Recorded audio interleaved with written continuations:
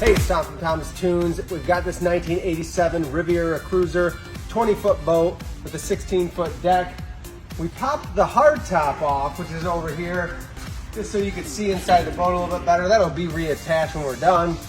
But if you get a closer look, this is getting new plywood and floor. This is one of the most rotten floors I've ever seen. Carpet's coming up. If we're lucky, it's not gonna be a hard one to peel off. But we're gonna take everything off. The railings are in pretty good shape. We're gonna reuse those. Do new deck, new vinyl flooring, new side console, the standard console, new electrical with new lights.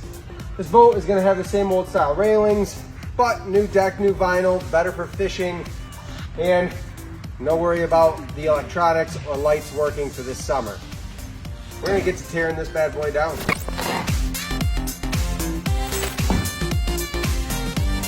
We want to talk about some deck rot.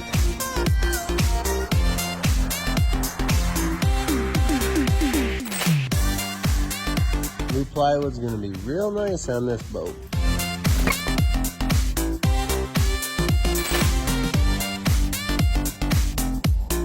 We're back. Everything's done on this Riviera Cruiser. The big thing on this project was getting it updated to the new plywood and vinyl flooring. So the wood was in real rough shape. This is going to last another 20-30 years, no problem.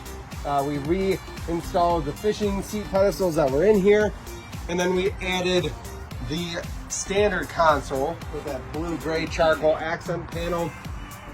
We were able to attach his shift and throttle box right to the side of that, which is how it was on his old boat. We ran the cables through the floor. We did it the last second too.